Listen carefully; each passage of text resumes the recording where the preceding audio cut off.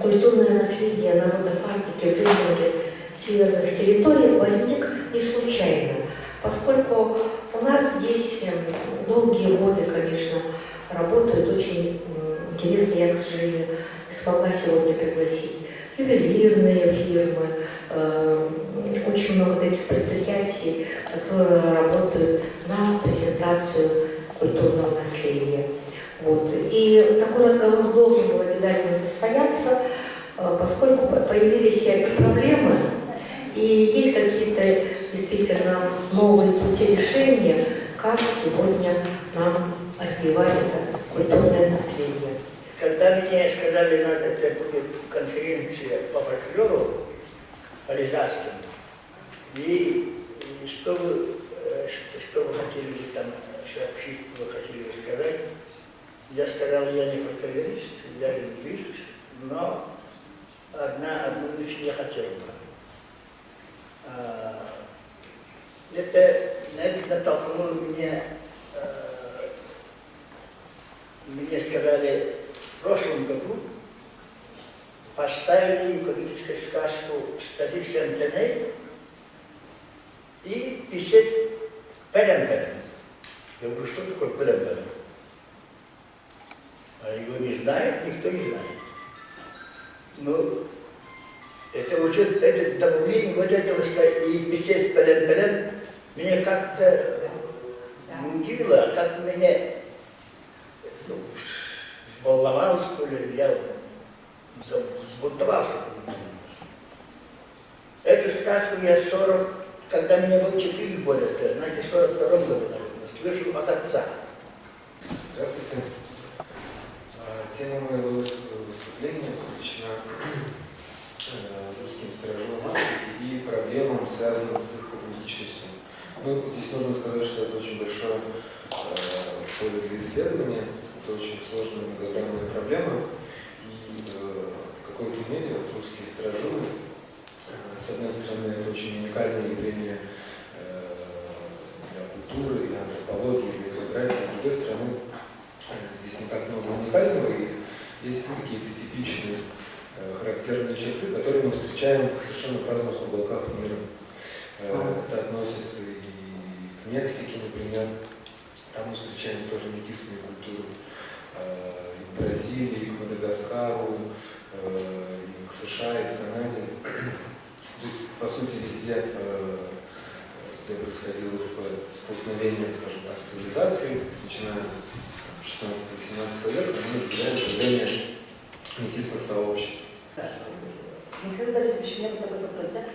По переписи 2010 года, как и я продолжаю вопрос Пан Борисовны, да? В 2010 году, да, по переписи русгости в основном все записались как русские, да? И в этом плане очень сложно было там по поводу отнесения их к малочисленным народам севера, да? И у меня вопрос, вы сказали, что существует есть основные характерные черты, да, которые присущи только для русского синца, да, и богачан. А в чем они выражены, как вы думаете? Своеобразный аудит мест, на которых складывается память, а также сценарий памяти, которые формируют картину мира современного человека, высвечивают иерархию исторических образов, традиций, нарративов, географических точек и так далее, которые имеют особый символический смысл. В семантическом ряду маркеров Севера, как безлюдного холодного пространства, островком культуры предстает образ якутского Аласа. Так сложилось, что нами потеряно драгоценное время в традиционном воспитании наших детей коренных малочисленных представителей Севера. Я думаю, что вы понимаете, о чем идет речь. В свое время государством для коренных жителей Севера было организовано все. Круглосуточные детские сады, интернаты для детей оленеводов с полным государственным обеспечением. Все это делалось для облегчения условий труда и жизни родителей, которые жили и работали в экстремальных условиях тундры. Что из этого получилось, мы видим и сейчас, и пожинаем плоды. Потеряна связь с знание родного языка во многом культуры и традиции.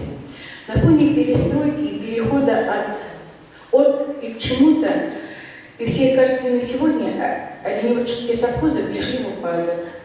К большому сожалению, умерли родоначальники оленеводческих семей, а дети, выросшие в условиях перестройки, без особого труда и энтузиазма, хотели и хотят возвращаться в условия жизни их родителей. Ставка на эту составляющую позиционирования территориального бренда делает возможным отчетливо передать его уникальность и самобытность. Одним из составляющих факторов бренда территории, безусловно, является фольклор, а аутентичный фольклор сам по себе уже бренд. Так многие регионы России активно разрабатывают различные образы на основе фольклора с целью продвижения туристских проектов и повышения экономической и туристической привлекательности. Например, в республике Марии Эл в результатах конкурса Комитета по туризму предложены варианты бренда, героями которых стали исключительно фольклорные персонажи. Это сказочная героиня марийского фольклора сереброзубая Папалче, марийский богатырь-освободитель Кокша-Патыр, в честь которого названа река Кокшага, Ёшкин кот, которому установлен памятник Йошкар-Оле, медведь, как самый распространенный анималистический персонаж марийского фольклора.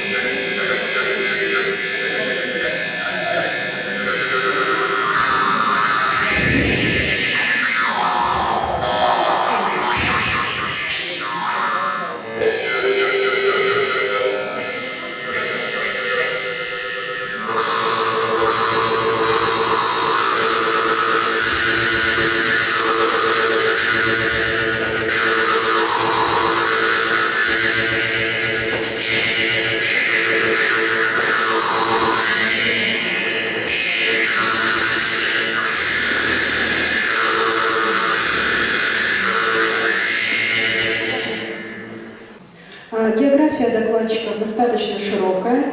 Она охватывает не только Якутск, несколько докладов из Якутии, но и также были докладчики из Хабаровска, из Таймыра и из Японии.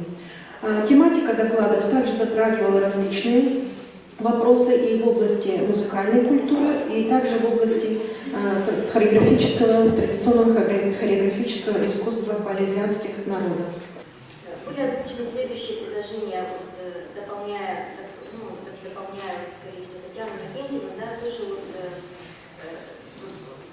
зашла речь о шестисtomной серии, в частности, о томе чукотского фольклора, да, и Юрий Ильич озвучил такое предложение, что, может быть, нужно обратиться с письмом по поводу необходимости определиться с авторским коллективом, да, активизировать эту работу. Наконец, мы заслушали практически 5 докладов, в том числе Иванчук Наталья Александровна 2 и Сагалаева Сергей Андреевич тоже представил 2 доклада, да? И Хурьон Ольга Юрьевна. Все вот эти доклады, они в основном были вокруг одной тематики. Эта тема у нас была недвижного праздника, да, обряда. И, конечно же, как бы дополняя друг друга, каждый доклад, он в какой-то мере дополнял друг друга. Очень интересно, конечно, было то, что наша секция, да, она работала и вела так называемую практическую часть. да? То есть это Наталья Александровна, она не только рассказывала, но и показывала практическую часть. Поэтому и, наверное, участникам, в том числе, особенно, наверное, студентам, было очень интересно, наверное.